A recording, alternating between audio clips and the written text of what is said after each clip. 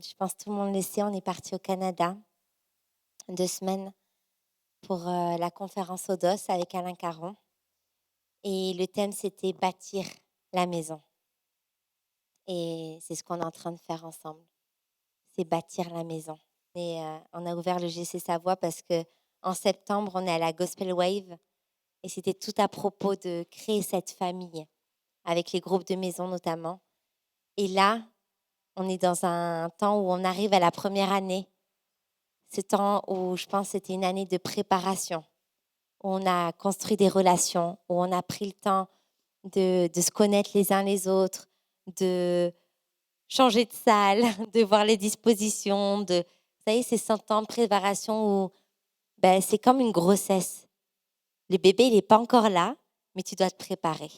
Et je pense que cette année, ça a été vraiment un temps où il y a eu de la préparation. Et là, maintenant, c'est le temps de bâtir la maison, concrètement. Et ça nous a beaucoup parlé avec Lucas, ce thème, bâtir la maison. Et on a été vraiment bénis, ça nous a donné des clés. Et on veut vous préparer à la venue d'Alain Caron dans 2 semaines. Vous savez, c'est un immense honneur de l'avoir. Il ne va pas à Annecy, il vient chez nous en Savoie. C'est un immense honneur. Et on veut vraiment vous préparer à sa venue parce qu'on sait qu'il va se passer quelque chose. On sait qu'il va venir. Et avec Lucas, c'est notre papa spirituel. Et on sait qu'il va mettre quelque chose dans la terre. On sait que ça va être quelque chose qui va planter. On veut vous préparer à sa venue. Et moi, ce que j'ai reçu dans mon cœur pour ce soir, c'est bien de bâtir la maison. Mais avant de bâtir la maison, on doit examiner le bois. Avec quel bois on va construire cette maison? Et dans 1 Corinthiens 13, 10 à 13, il est dit que chacun prenne garde à la manière dont il bâtit.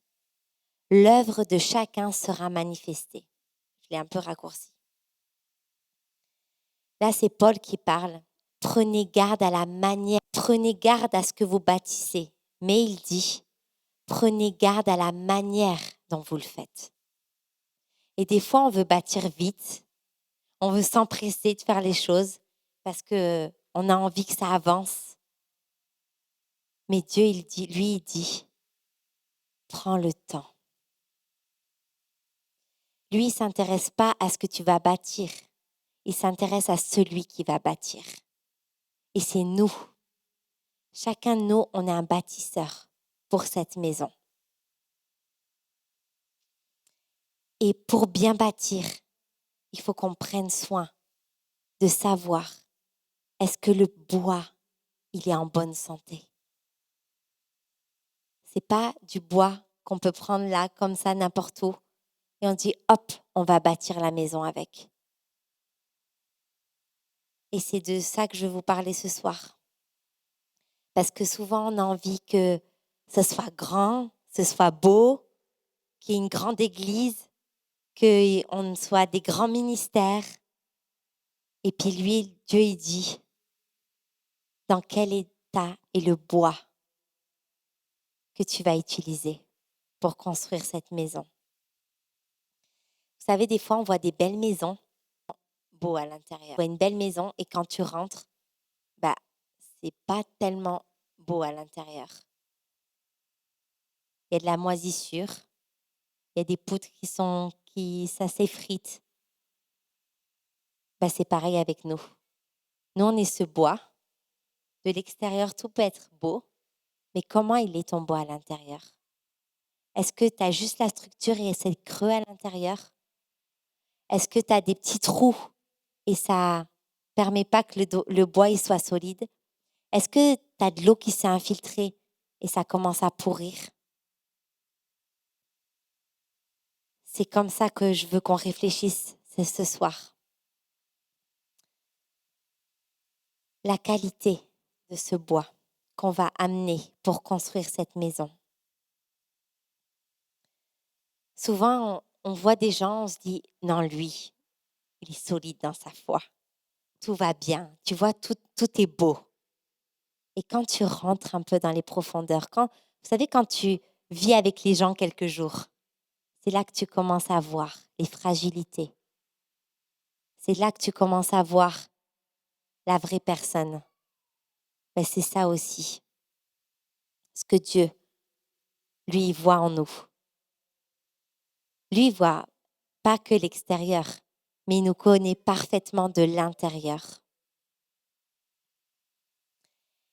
Et la maison que Dieu veut bâtir, c'est pas un bâtiment, c'est pas que des familles, c'est pas que des héritages, des générations, mais il veut construire sa maison.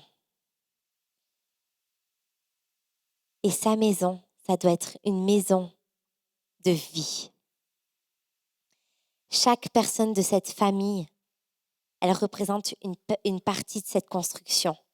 Et s'il y a un de nous qui est fragile dans sa foi, qui est fragile dans sa relation avec Dieu, qui est fragile dans son caractère, qui ne manifeste pas un bon témoignage, ben la maison, elle ne va pas tenir debout.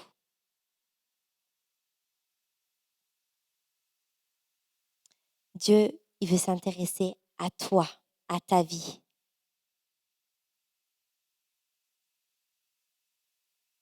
Souvent, on veut voir de grandes choses.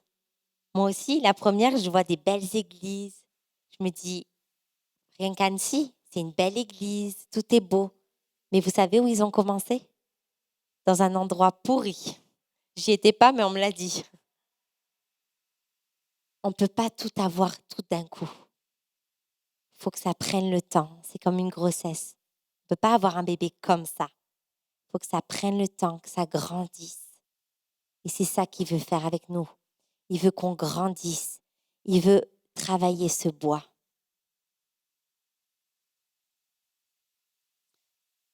Dans la Bible aussi, est-ce que Jésus l'a créé Jérusalem comme ça? Non.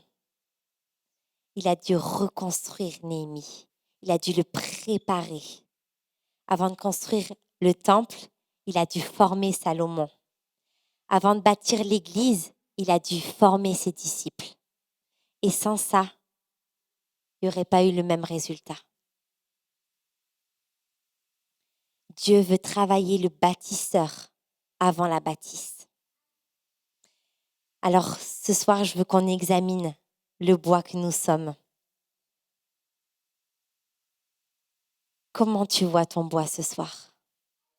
Est-ce qu'il y a encore des endroits où tu te dis, ouais, ça, je pourrais améliorer. Ça, c'est vrai que c'est pas encore top. Ça, je sais que Dieu veut le toucher, mais moi, j'ai pas envie de le toucher. On a tous, je parle pour moi ce soir aussi, on a tous des endroits qu'on préfère cacher. Mais Dieu, lui, il veut que ton bois, il soit saint. Dans 2 Corinthiens 13, 5, il dit « Examinez-vous vous-même ». Et le mot « examiner », ça, c'est tester la pureté. C'est tester, quand on teste un métal pour voir sa pureté. On teste, on regarde quelle est la pureté. Et Dieu lui dit, elle est où ta relation avec moi? Il est où ton amour pour les autres? Elle est où ta fidélité? Elle est où ta consécration? Est-ce que tu es prêt à me suivre pleinement? Est-ce que tu es prêt de prendre ce temps d'inspecter ton bois et de ne pas aller trop vite?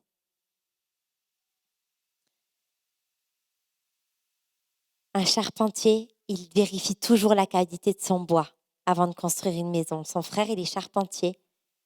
Et quand tu vas c'est comme une usine, tu vois, il sait le bois, il sait d'où il vient, il sait comment il sent.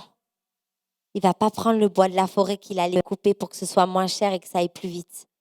Il va prendre le meilleur pour que la maison qu'il va construire, elle soit solide. Et c'est ce que Dieu veut faire avec nous. Il veut que la maison qu'on bâtisse, elle soit solide.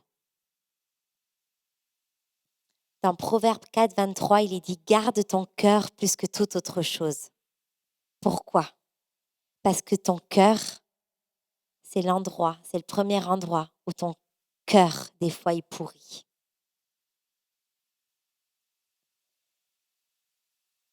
Ton cœur, c'est la partie que tu peux plus cacher. Tu peux montrer une belle apparence, mais quand tu ouvres ton cœur, Dieu, lui, le voit. Mais quand on ouvre le cœur à quelqu'un, c'est là qu'on peut commencer à connecter, à voir les forces, mais aussi les faiblesses. Et quand il y a de la moisissure comme ça dans notre cœur, c'est souvent qu'il y a encore de l'orgueil, de l'amertume, de la jalousie, de l'hypocrisie, du manque de pardon. Vous savez ce que ça fait le manque de pardon? T'as une offense qui est comme ça. Et quand tu libères pas le pardon, l'offense, elle grossit, elle grossit, elle grossit, elle grossit, elle grossit.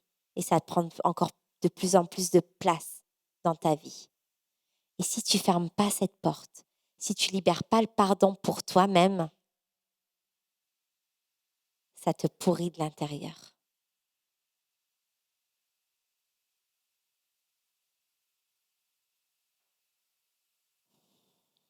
Le caractère. Dieu nous attend dans notre caractère. J'ai marqué ça. Le don ouvre des portes, le caractère les maintient ouvertes. Souvent, on a des dons, mais on veut briller par ces dons. On veut montrer ces dons. Alors que Dieu, lui, il veut que tu prouves le caractère. Quel est ton caractère ce soir qui permet que les portes soient encore ouvertes? Tu as des talents, mais est-ce que tu as la maturité pour porter le poids de ce que Dieu veut que tu fasses avec ces talents? Est-ce que tu es prêt à payer le prix du changement? Est-ce que tu es prêt à te dire, OK, je te remets mes dons, je te remets mes talents et je veux te laisser me transformer pour que ces dons et ces talents puissent être utilisés sainement pour la gloire de Dieu, pour la construction, pour bâtir sa maison.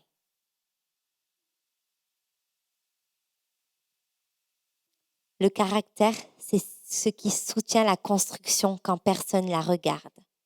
Quand Dieu veut bâtir haut, il creuse profond. C'est pareil dans une construction. Tu verras jamais des fondations à ras-le-sol. Il faut creuser. Et c'est ce que Dieu veut faire dans ta vie. Il veut creuser dans les profondeurs. Il veut aller enlever les cailloux. Il veut commencer à aplanir, à mettre le niveau pour voir si c'est droit ou pas.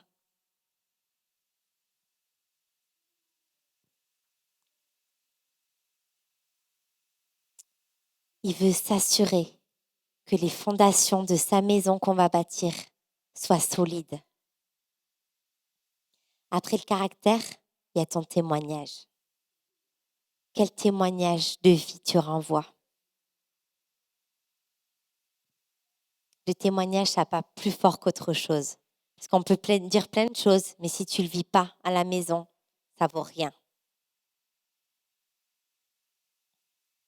Notre vie parle plus fort que les paroles. C'est comme l'Église. Ça peut être un magnifique bâtiment avec des magnifiques chaises, une magnifique déco. Mais si Dieu il n'est pas invité, ça ne sert à rien. C'est pareil avec nos vies. On peut avoir une belle apparence de l'extérieur et être pourri de l'intérieur. Si le témoignage est absent, le bois est fragilisé. Il y a l'ambiance. Quelle atmosphère, quelle ambiance tu crées autour de toi? Est-ce que quand les gens ils te voient, ils voient la joie, ils voient l'amour, ils voient la paix? Ou est-ce que tu es négatif? Est-ce que tu es tout le temps en train de te plaindre? Est-ce que tu veux tout le temps écraser les autres pour briller? quelle ambiance tu crées? Est-ce que tu es un homme de paix ou tu es un homme de tension? Est-ce que tu apportes l'unité ou la critique? Est-ce que tu choisis la vie ou tu amènes les gens dans le découragement? Vous savez que chaque fois, la Bible, elle dit que là où tu poses la plante de tes pieds, c'est un terrain qui t'appartient. Mais pour que ce soit un terrain qui t'appartient, il faut que tu amènes l'atmosphère qui va avec. Il faut que tu amènes le témoignage qui va avec. Il faut que tu amènes le caractère qui va avec.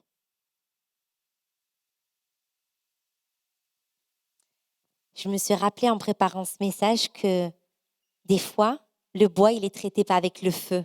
Vous avez déjà entendu ça? Et c'est une pratique qui se fait, je crois, au Japon, si je me souviens bien. Je l'ai noté quelque part. Ouais. Le procédé japonais appelé yakisugi consiste à brûler légèrement la surface du bois pour le rendre plus résistant aux intempéries, à l'humidité et à certains parasites. Est-ce que tu es prêt à passer par le feu?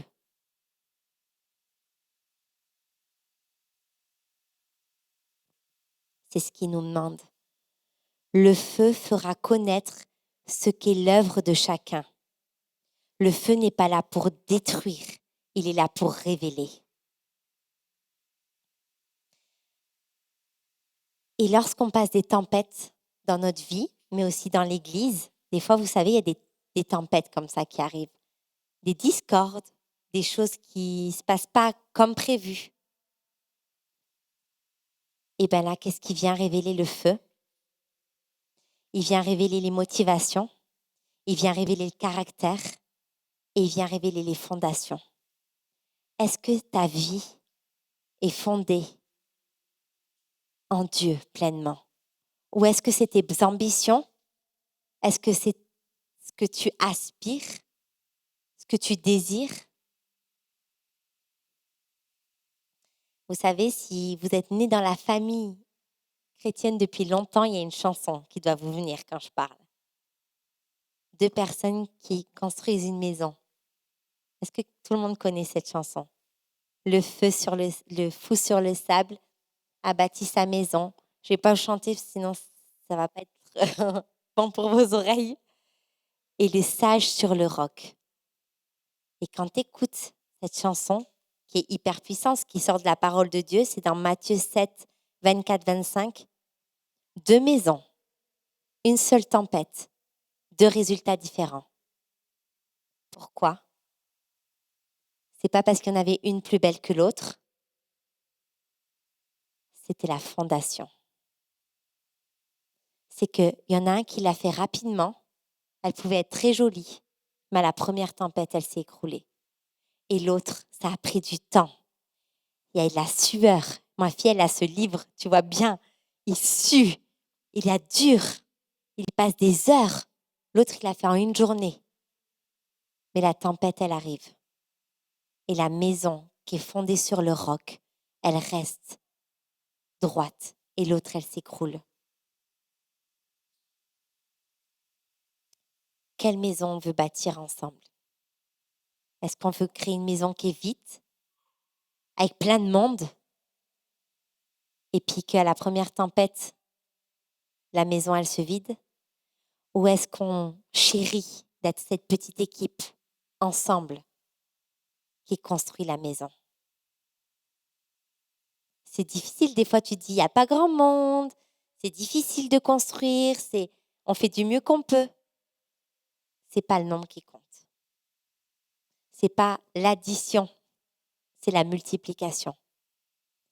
Et moi, je trouve que c'est une grâce qu'on ne soit pas nombreux pour se connaître les uns les autres, pour prendre le temps de bâtir des fondations solides ensemble, pour pouvoir accueillir dans cette maison.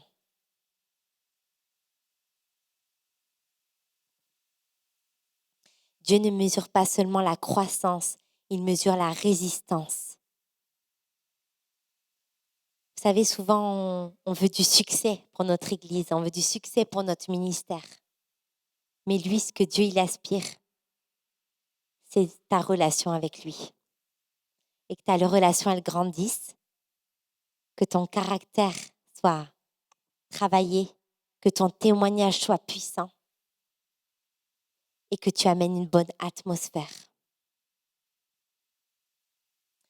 Dans 1 Pierre 2,5, il est dit « Vous-même, comme des pierres vivantes, édifiez-vous pour former une maison spirituelle. » Et ce soir, je ne vous dis pas que Dieu il cherche du bois parfait, parce qu'on est bien tous imparfaits. Mais il cherche du bois qui est prêt à être traité par le feu, à être transformé.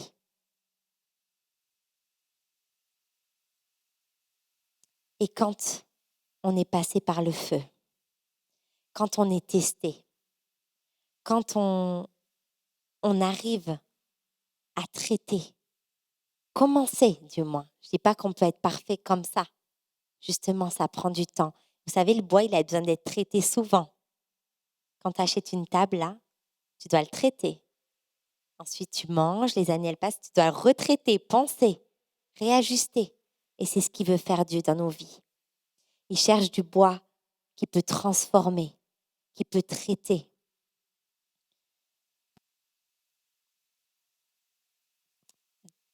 J'ai regardé un peu le bois. Pourquoi du bois? Parce que le bois est destiné à durer et ne reste pas brut. Il est travaillé, traité, préparé.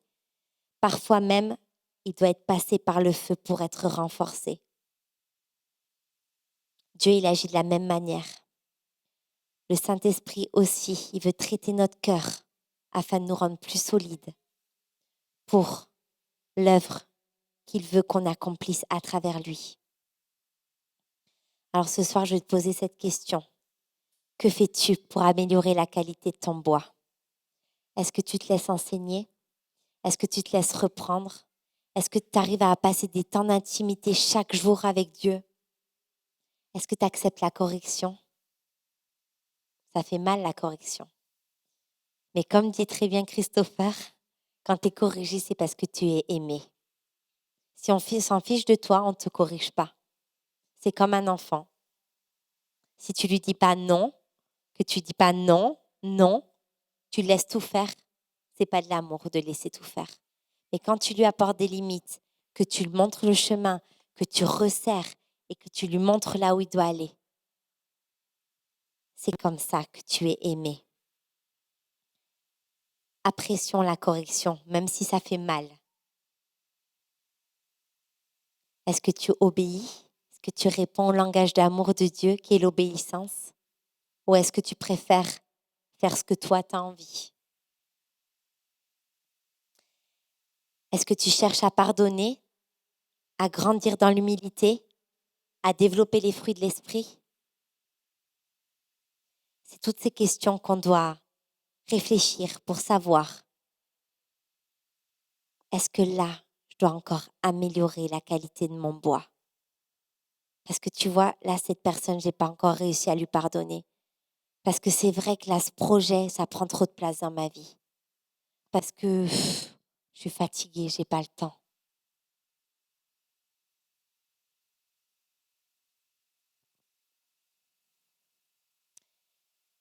Le bois que Dieu façonne devient capable de soutenir ce qu'il veut bâtir. Le Saint-Esprit est capable de restaurer ce qui a été retordu. Il redresse, il assainit, il fortifie, il purifie, il traite les zones fragiles de nos vies.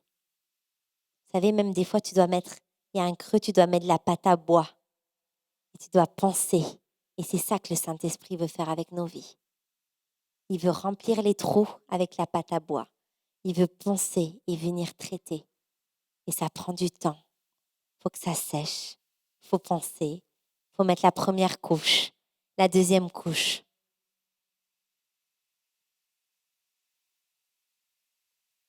Dieu transforme le bois imparfait. Là où il y a de la faiblesse, il produit la force. Là où il y a de l'amertume, il produit l'amour. Là où il y a l'instabilité, il produit la fidélité. Alors, quelle maison allons-nous bâtir ensemble?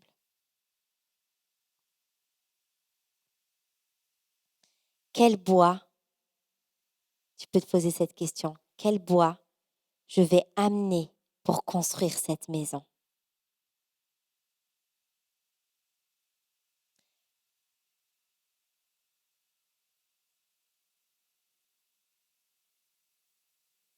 Tu veux voir l'Église grandir? Dieu, lui, préfère solidifier. Il regarde le cœur avant les mains, le caractère avant les compétences, l'intégrité avant l'influence et la fidélité avant la visibilité. Parce qu'il te connaît parfaitement et veut que tu montres aux autres le meilleur de toi. Et pour que le meilleur de toi puisse sortir, il faut te laisser transformer. Il y a une magnifique histoire de construction dans la Bible, c'est l'arche de Noé. Je l'ai relue ce matin et je me dis, c'est quand même fou. Donc déjà, j'ai capté pour la première fois ce matin qu'il avait 500 ans quand Dieu lui a demandé de faire l'arche. Je me dis, on est loin du compte, on est toujours fatigué. Lui, il avait 500 ans.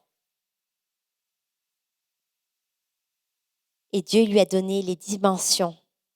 Il lui a donné le bois, le type de bois utilisé. Il n'a pas dit construis mon arche. Il lui a donné des instructions très précises. Parce que il savait que s'il ne donnait pas ces instructions, l'arche, elle n'aurait jamais pu être construite. Et je ne pense pas que ça se faisait à l'époque de construire une arche. Il lui a donné le plan parfait. Il n'avait pas de modèle. Mais vu que Dieu avait tout préparé parfaitement, l'arche a pu être construite. Dieu ne bâtit pas seulement une maison, il travaille d'abord le matériau. Et quand il y a la solidité de la maison, que les cœurs sont prêts, que le bois est prêt, et bien là, il donne les instructions. Et là, on va pouvoir bâtir la maison.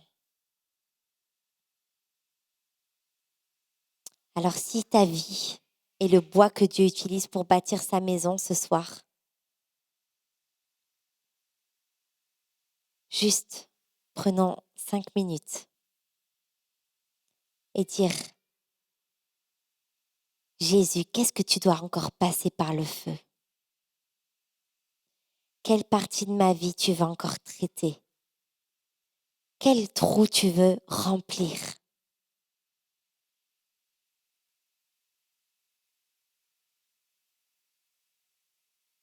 C'est pas un message compliqué ce soir, c'est pas un message long. Mais Dieu nous attend dans la profondeur.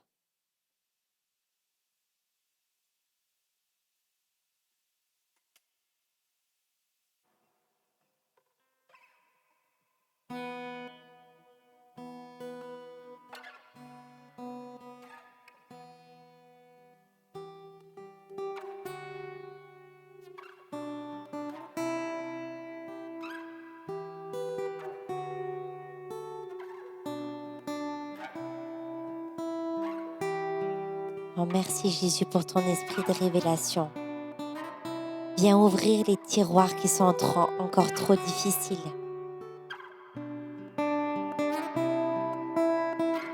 Viens nous montrer ce qu'on doit encore régler, ce qu'on doit assainir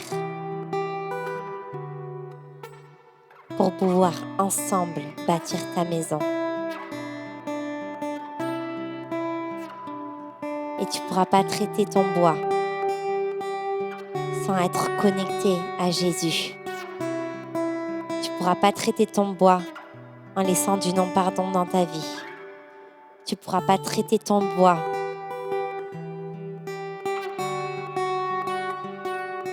en ayant des attentes irréalistes, en ayant des ambitions pour ta propre vie. Tu ne pourras pas traiter ton bois sans lui faire toute la place. Alors ce soir, on veut se placer devant toi, Jésus.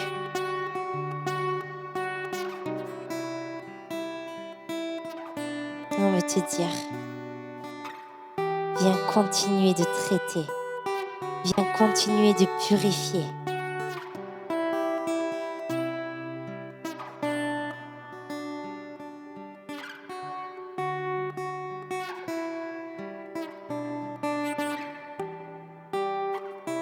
Et si ce soir tu sens que tu as du non-pardon, alors je t'encourage à pardonner. Même quelque chose qui est impardonnable. Aussi des fois, on a trop d'attentes, trop de choses où on se dit mais Dieu il me répond pas, Dieu il agit pas, alors qu'il est là. Il te répond mais pas ce que tu veux entendre. Il agit mais pas comme toi tu veux qu'il agisse. Mais pour voir le travail qu'il est en train de faire en toi, il faut que tu t'abandonnes pleinement. Il faut que tu t'abandonnes pleinement.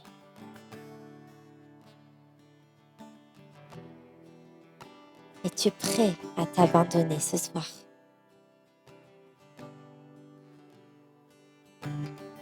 Moi, je veux te dire oui, je suis prête. Je suis prête que tu viennes encore dans les profondeurs. Je suis prête que tu viennes encore révéler tout ce qui a besoin d'être révélé. Je suis prête que tu viennes encore penser ce qu'il y a à penser, traiter ce qu'il y a à traiter. Pour être ce bois prêt à bâtir la maison.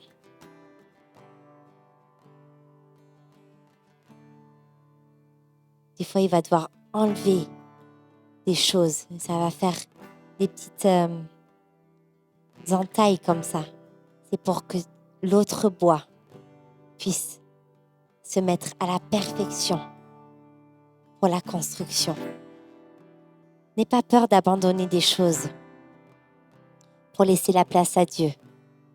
C'est la meilleure décision que tu vas prendre ce soir. De t'abandonner pleinement. Pleinement. Est-ce que tu es prêt à faire ce pas? De bâtir la maison sainement. Oh, j'ai essayé sa voix. Si tu es prêt ce soir, je te demanderai juste de t'avancer. Comme un acte de dire, ok, moi, je suis prêt à bâtir cette maison. Je suis prêt à laisser me transformer encore. Juste si tu peux faire ce pas de foi d'avancer.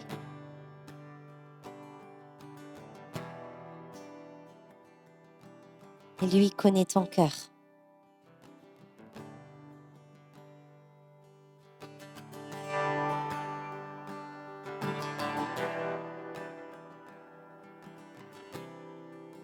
Renoncer à bâtir ta propre maison, mais bâtir sa maison. Renoncer à tes intérêts, mais suivre son objectif à lui. Renoncer à tes rêves et croire en ses rêves pour ta vie. Ce soir, c'est un appel qui te lance. Es-tu prêt à bâtir ma maison?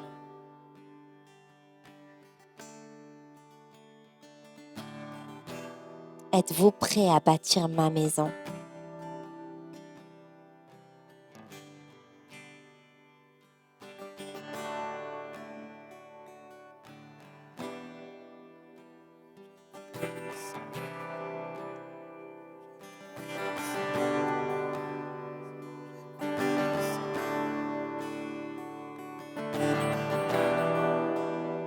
J'ai confiance en toi, j'ai confiance en toi, j'ai confiance en toi. Seigneur, j'ai confiance en toi.